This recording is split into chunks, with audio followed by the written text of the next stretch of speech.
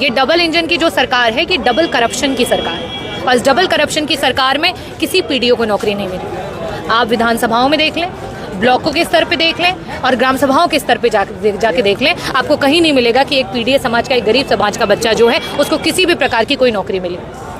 NEET के exam में धर्मेंद्र प्रधान का क्या रोल होता है? कितने कम्पिटेंट हैं वो इस मामले में, परीक्षाओं के मामले में, युवाओं के भविष्य के मामले में? देखिए, 2014 में जिस समय सेंट्रल की सरकार भारतीय जनता पार्टी को बनानी थी, उस समय बड़े बड़े मंचों से देश के प्रधानमंत्री ने ये कहा कि पेपर लीक हो रहे हैं, ये सरकार जो है वो बच्चों के भविष्य के साथ खिलवाड़ कर रही है।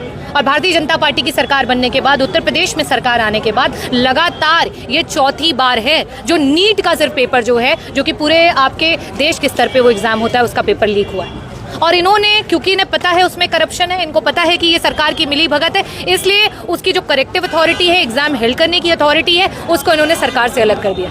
एक प्राइवेट सेक्टर को ले जाकर के इसकी जिम्मेदारी जो है सौंप दी है, क्योंकि कल को अगर कोई भी इसमें घालमेल होती है, करप्शन होता है, जो कि 100% वाजिब होगा, क्योंकि हम 4 बार से ये देख रहे हैं, तो उस पर इन्होंने ये कर दिया है कि किसी मंत्री को कोई आकर के ना जवाबदेही बनती है, ना उन्हें कोई जवाब देना।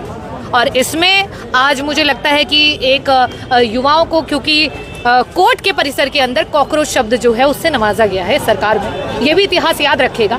और हमारे संविधान की ताकत है कि युवा एकजुट होकर के जंतर मंतर पर जा रहा है प्रोटेस्ट करने के लिए कि अगर हम कॉकरोच हैं तो कॉकरोच ही सही, लेकिन हमारा अधिकार आप यहाँ रखिए। और मिनिस्टर की तानाशाही नहीं चलेगी। एजुकेशन को भ्रष्ट करके, एजुकेशन को बर्बाद करके, हमारे संवैधानिक अधिकारों को छीन करके आप सत्ता में, कुर्सी पर काबिज नहीं हो सकते।